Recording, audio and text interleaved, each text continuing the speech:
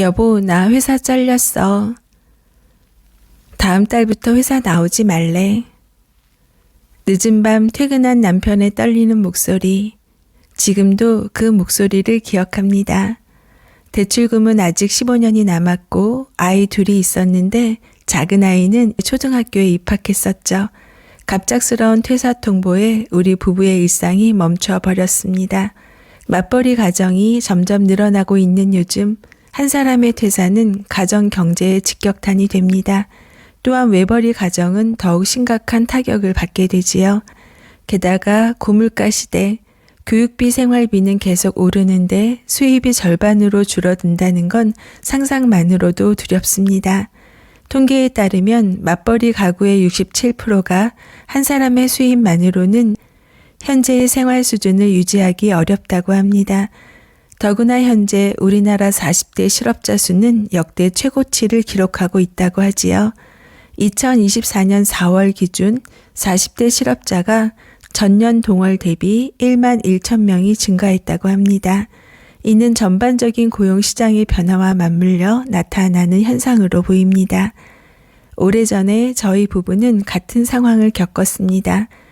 남편의 퇴사 소식에 처음엔 너무 막막했죠. 하지만 우리는 서로를 탓하는 대신 함께 해결책을 찾아 나섰습니다. 남편은 그동안의 경험을 토대로 새로운 사업을 준비했고 저는 응원했습니다. 하지만 사업이 쉽지만은 않았습니다.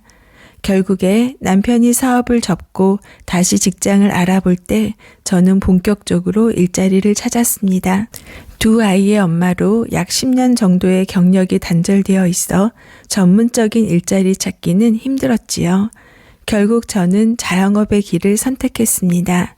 힘들었지만 서로를 응원하며 버텨낸 시간. 지금은 오히려 예전보다 더 안정적인 수입을 만들어내고 있습니다. 위기는 우리 부부를 더 단단하게 만들어 주었습니다. 과연 이 위기를 어떻게 극복해야 할까요? 위기가 닥쳤을 때 부부가 반드시 해야 할 4가지를 말씀드려 볼게요. 첫째, 솔직한 대화를 나누세요. 현재 재정 상황을 정확히 파악해 보세요.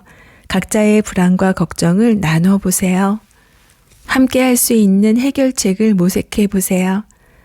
둘째, 실질적인 가계부터 점검하세요. 고정 지출 항목이 어떤 것인지 재검토하고 불필요한 지출을 줄여보세요. 생활 패턴을 재구성하게 됩니다. 그리고 비상금 계획도 분명 세워야 합니다. 셋째, 새로운 수입원을 찾으세요. 퇴사한 배우자의 새로운 직장, 창업 준비를 적극적으로 지원해 주세요. 재택근무나 부업 가능성도 같이 검토해 보세요.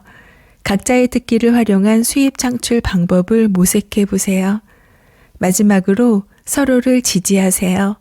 일시적인 위기임을 인정해 주세요. 긍정적인 마인드를 유지하도록 서로를 격려해야 합니다.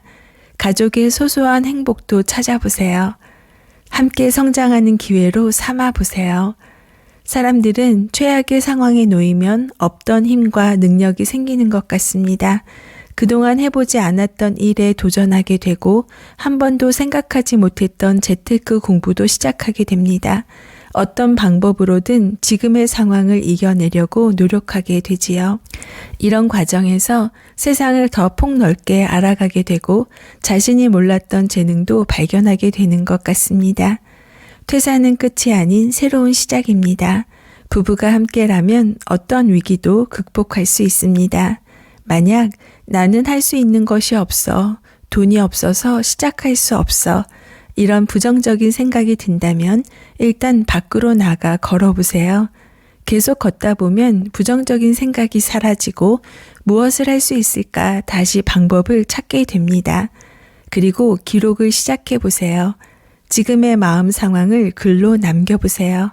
글로 기록하다 보면 자신의 생각이 좀 더 뚜렷해지고 방법을 찾고 있는 자신을 발견하게 될 겁니다.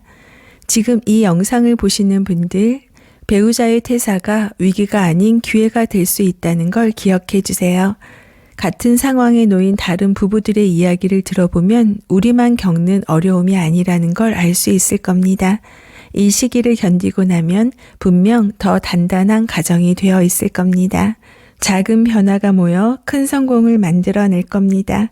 책으로 시작하는 재테크, 미소용 북테크와 함께 성장하는 여정을 즐기시길 바랍니다. 감사합니다.